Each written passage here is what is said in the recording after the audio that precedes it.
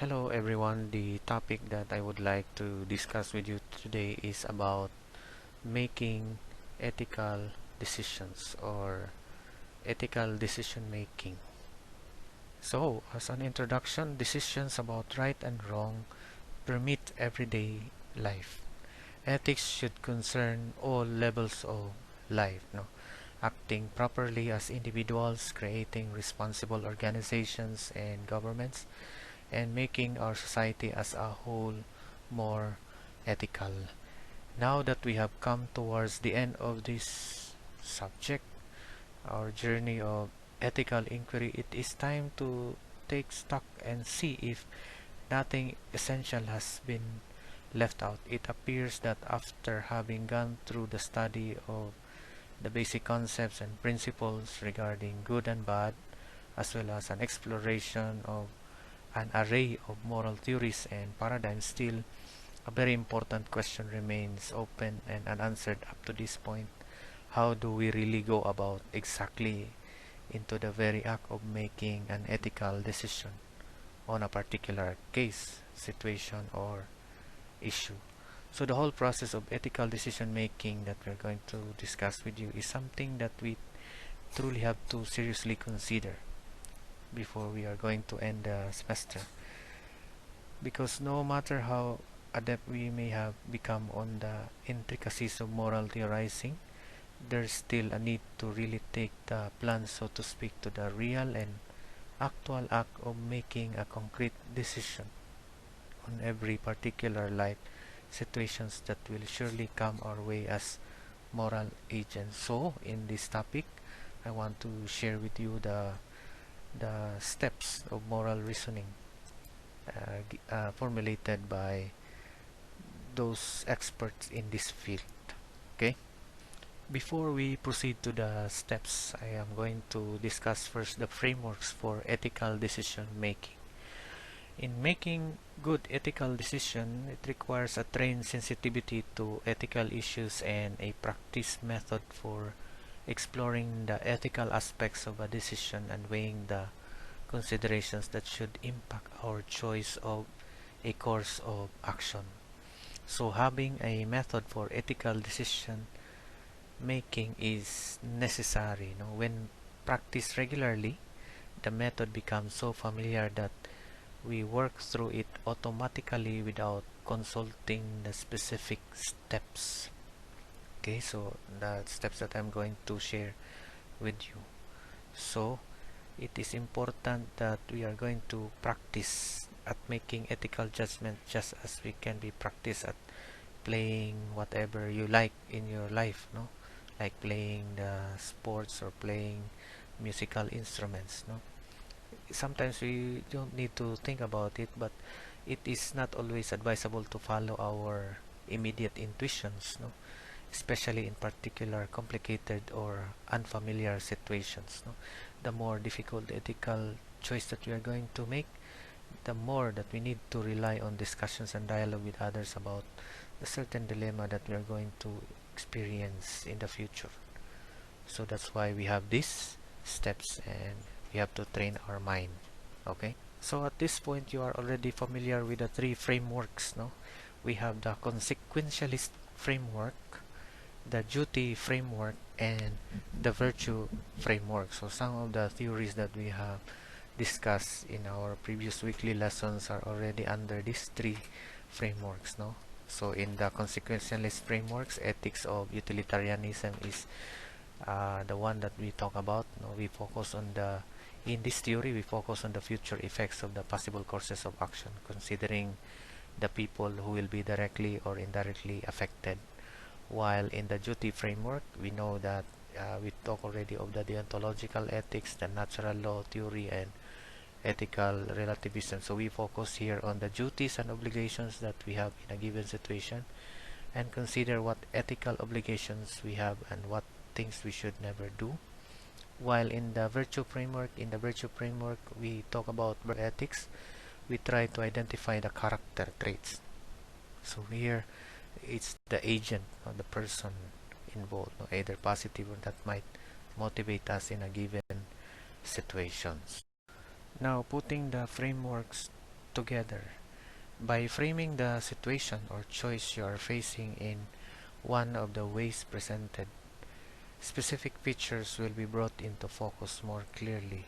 However, it should be noted that each framework has its limits. No? So these three frameworks are not really perfect. No? By focusing our attention on the one set of features, other important features may be obscured. So we have already at this point it's good to know the advantages and disadvantages in putting the frame together. So here what you are going to expect is that um, it is important to be familiar with all three frameworks and to understand how they relate to each other, where they may overlap and where they may differ. Now, in many situations, all three frameworks will result in the same or at least very similar conclusions about what you should do, although they will typically give different reasons for reaching those conclusions. However, because they focus on different ethical features, the conclusion reached through one framework will occasionally differ from the conclusions reached through one or both of the others. Okay? Now let us apply. This is the most important thing that we have to practice. These are the steps or the process in applying the framework to cases. Now the first one is recognizing an ethical issue. So what does this mean?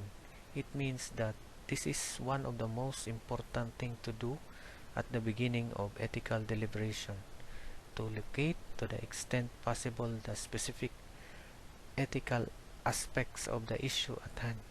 Sometimes what appears to be an ethical dispute is really a dispute about facts or concepts.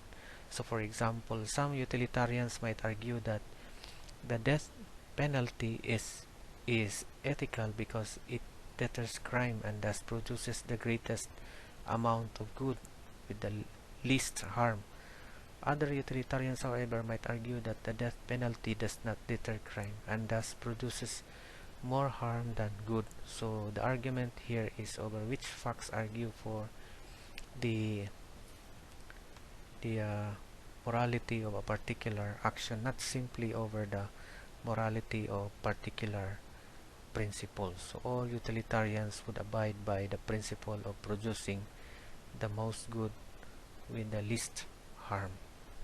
Then number two, consider the parties involved. No, consider the parties, meaning those people involved. No, so this is another important aspect to reflect upon the various individuals and groups who may be affected by your decision. No, so you have to consider what might be harmed or who might benefit.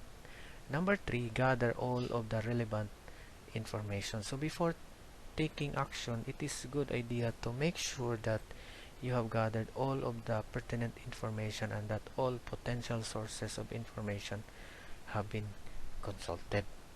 Then number four, formulate actions and consider it, alternatives.